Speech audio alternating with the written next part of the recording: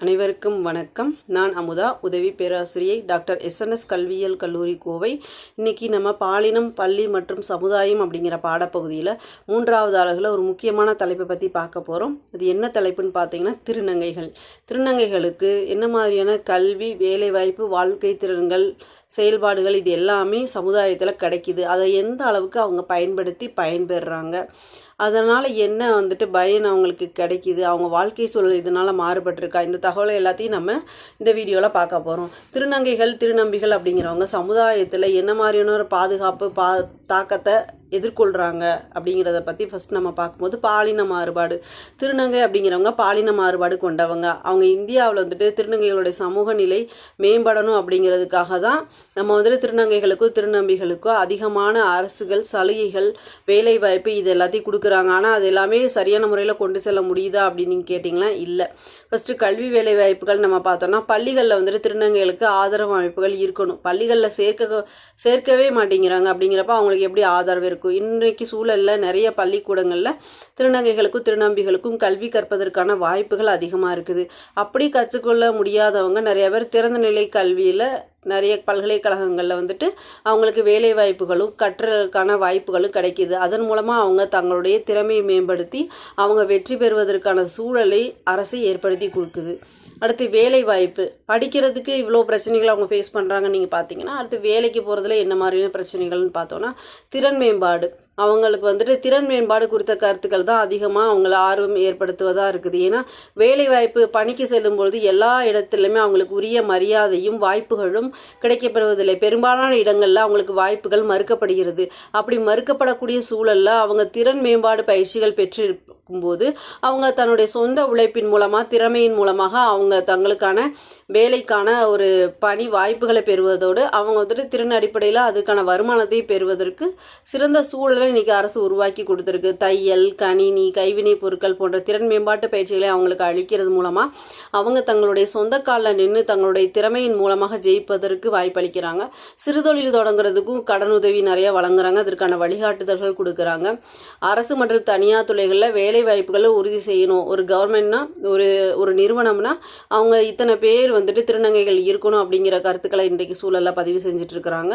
பாகுபாடு இல்லாத ஒரு சூழலை உருவாக்குறது மட்டும்தான் இந்த பிரச்சனைகளுக்கெல்லாம் ஒரு சிறந்த தீர்வாக இருக்கும். அவங்கள நம்ம சமமானவர்களாக மதித்து போற்றும் பொழுது மட்டும்தான் அவங்களுக்கான தேவைகள் நிறைவு பெறும், அவங்களுக்கான வாழ்க்கை திறன் மேம்பாடு அடையும்.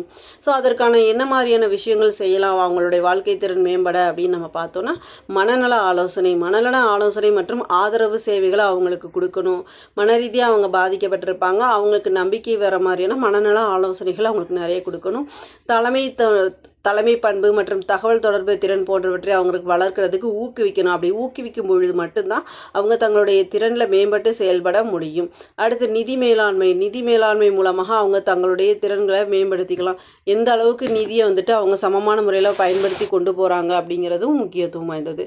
அடுத்து சுய உதவி குழுக்கள் மூலமாக அவங்க தங்களுடைய திறமையை மேம்படுத்தி நிறைய கடன் பெற்றோ அல்லது சுய தொழில் செய்தோ அவங்க தங்களுக்கான வாழ்வாதாரத்தை உருவாக்கி வாழ்க்கை திறனை மேம்படுத்திக்கிறதுக்கான சரியான வாய்ப்புகள் இன்றைய சூழலில் நிறைய இருக்குது. அதை அவங்க சரியான முறையில் பயன்படுத்திக்கிட்டாங்கன்னா அவங்களுடைய வாழ்க்கை திறன் மேம்படுவதோடு மட்டுமல்லாமல் அவங்க திறன் அடிப்படையிலான தொழிலையும் செய்து அவங்களுடைய திறனை மேம்படுத்துவதன் மூலமாக தங்களுடைய வருமானத்தையும் வாழ்க்கை சூழலையும் மேம்படுத்தி கொள்ள இயலும். அதற்கான நிறைய விஷயங்களை இன்றைய சமூகம் செஞ்சுட்டு இருக்குது, அரசாங்கமும் செஞ்சுட்டு இருக்குது. அவங்களுடைய சமூக பங்களிப்பு, எதிர்காலம் குறித்த கருத்துக்கள் தான் இதில் நம்ம பதிவு செய்ய போகிறோம். சமூக ஒருங்கிணைப்பு. திருநங்கைகளை சமமாக மதிக்கிறது, அவங்களுக்கான வாய்ப்புகளை ஏற்படுத்தி கொடுக்கறது, அவங்களுக்கான உரிமைகளை பறிக்காமல் இருக்கிறது, இந்த மாதிரியான சமூக பங்களிப்பு நம்ம கொடுக்கும்பொழுது அவங்களுடைய எதிர்காலம் சிறப்பாக இருக்கும். அவங்களும் நம்மளை மாதிரி சாதாரண மனிதனை இந்த சமுதாயத்தில் வாழ்வதற்கு உரிமை பெற்றவர்கள்.